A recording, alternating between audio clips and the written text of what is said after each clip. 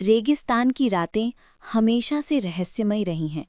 दूर दूर तक फैली रेत, ठंडी हवा और आसमान में टिमटिमाते सितारे, सब कुछ ऐसा लगता था जैसे कोई अनकहा राज छुपा हो। उसी रेगिस्तान के किनारे एक दरवेश रहता था जिसका नाम था फरीद। लोग उसे सहराई दरवेश कहते थे क्योंकि उसने अपनी पूरी जिंदगी रेगिस्तान में ही गुजार दी थी। फरीद कोई साधारण इंसान नहीं था।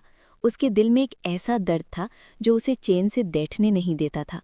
उसने अपनी आंखों से कई काफिलों को प्यास से तड़पते हुए देखा था। छोटे बच्चे, बूढ़े, औरतें, सब पानी की एक बूंद के लिए तरसते थे। कई लोग रास्ते में ही दम तोड़ देते थे। ये मंजर फरीद को अंदर से तोड़ देता था। एक दिन उसने ठान लिया, वो इस रेगिस्तान में पानी लाएगा। लोग उसकी बात पर हंसते थे, कहते थे ये नामुमकिन है, यहाँ सैकड़ों सालों से पानी नहीं आया, तुम क्या कर लोगे। लेकिन फरीद के इरादे चट्टान से भी मजबूत थे।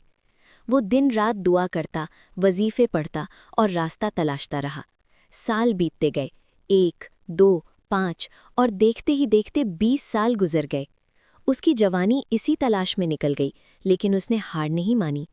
एक रात जब वो अकेला बैठा आसमान की तरफ देख रहा था, अचानक तेज हवा चली, रेत का तूफान उठा और उसके सामने एक अजीब सी रोशनी चमकने लगी। उस रोशनी से एक जिन प्रकट हुआ। वो ना डरावना था ना भयानक, बल्कि उसकी आंखों में अजीब सी चमक थी। उसने कहा, तूने मुझे बुलाया है ए फरीद, मैं तेरी दुआओं से बंधा हुआ हूँ। फरीद ने हैरानी से पूछा, तुम कौन हो? वो बोला, मैं रहनुमा जिन हूँ और मैं सिर्फ उसी की मदद करता हूँ जिसका मकसद खुद के लिए नहीं बल्कि दूसरों के लिए हो।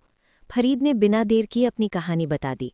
जिन ने ध्यान से सुना और फिर बोला, तेरा रास्ता आसान नहीं होगा, तुझे नूर का खजाना ढूंढना होगा। वही इस रेगिस्तान को पानी दे सकता है, लेकिन उस तक पहुंचने के लिए तुझे कई इम्तिहानों से गुजरना होगा। फरीद ने बिना सोचे कहा, मैं तैयार हूँ। अगली सुबह वो सफ़र पर निकल पड़ा। कई दिन तक वो चलता रहा। सूरज की तपिश, ठंडी रातें, भूख प्यास, सब कुछ सहता हुआ वो आगे बढ़ता गया। एक दिन वो एक अजीब शहर में पहुंचा। वहां हर चीज़ चमक रही थी, सोने के मकान, चांदी की सड़कें और लोग भी अजीब तरह से मुस्कुरा रहे थे। एक नौजवान उसके पास आया, उसने अपना नाम ज़मीर बताया। उसकी आंखों में उदासी थी। उसने फरीद से कहा, ये शहर धोखे का है, यहाँ जो दिखता है वो सच नहीं होता। बहुत से लोग यहाँ आकर अपना रास्ता भूल जाते हैं। फरीद ने उसकी बात सुनी, लेकिन वो रुका नहीं। उसने कहा, मेरा मकसद इससे बड़ा है। शहर में हर तरफ उसे लालच दिया गया, सोना, दौलत, आराम, लेकिन उसने किसी चीज़ की तरफ ध्यान नहीं दिया। वो आगे बढ़ गया। शहर के बाहर निकलते ही उसे एक विशाल पहाड़ दिखा। वो इतना बड़ा था कि उसका सिर आसमान को छू रहा था। उसके सामने एक पत्थर पर लिखा था, खामोश पहाड़, जो डर गया वो यहीं का होकर रह जाएगा। फरीद ने गहरी सांस ली और आगे बढ़ा। जैसे ही वो पहाड़ के करीब पहुंचा, उसे अजीब अजीब आवाज़ें सुनाई देने लगी। किसी के रोने की आवाज़, किसी की चीख, जैसे कोई उसे रोकना चाहता हो। लेकिन उसने आंखें बंद की और अल्लाह को याद किया। अचानक सब शांत हो गया। पहाड़ के बीच एक रास्ता खुल गया। वो धीरे धीरे अंदर चला गया। अंदर एक गुफा थी। वहां अंधेरा था, लेकिन बीच में एक विशाल अजगर बैठा था। उसकी आंखें अंगारों की तरह जल रही थी। उसने फरीद को देखा और बोला, बहुत लोग यहाँ तक आते हैं, लेकिन आगे नहीं जा पाते। फरीद रुका नहीं। उसने कहा, मुझे आगे जाना है। अजगर ने पूछा, अगर तुझे खजाना मिल गया तो तू क्या करेगा? फरीद ने बिना सोचे जवाब दिया, मैं पानी लाऊंगा ताकि कोई प्यास से ना मरे।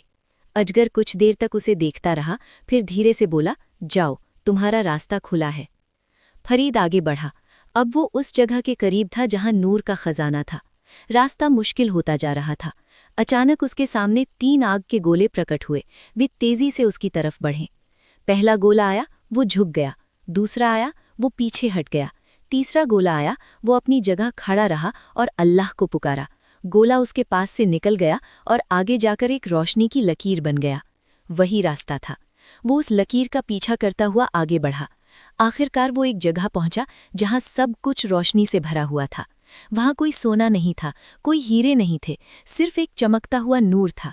एक आवाज गूंजी, ये खजाना हर किसी को नहीं मिलता, ये सिर्फ उसे मिलता है जिसका दिल साफ हो और मकसद नेक हो। फरीद की आंखों में आंसू आ गए। उसने कहा, मुझे इस खजाने की जरूरत नहीं, मुझे सिर्फ पानी चाहिए ताकि लोग बच सकें। नूर और तेज हो गया। आवाज आई, यही तेरी कामयाबी है। अचानक वो नूर उसके अंदर समा गया। जब वो वापस लौटा तो उसके हाथ खाली थे, लेकिन उसके पास एक ताकत थी। उसने उस ताकत से रेगिस्तान में पानी की नहर बना दी। धीरे धीरे वहां हरियाली आने लगी। लोग अब प्यास से नहीं मरते थे। फरीद चुपचाप वहीं बैठा रहता और मुस्कुराता रहता। उसे किसी शोहरत की जरूरत नहीं थी। लोग दूर दूर से आते और कहते, हमें खजाना दिखाओ। वो मुस्कुराकर कहता, खजाना तो तुम्हारे अंदर है, अगर नीयत साफ हो। समय बीतता गया, लेकिन उसकी कहानी हमेशा जिंदा रही। और आज भी कहते हैं, अगर कोई सच्चे दिल से दूसरों के लिए कुछ करना चाहे तो रास्ते अपने आप बन जाते हैं और अल्लाह उसकी मदद जरूर करता है।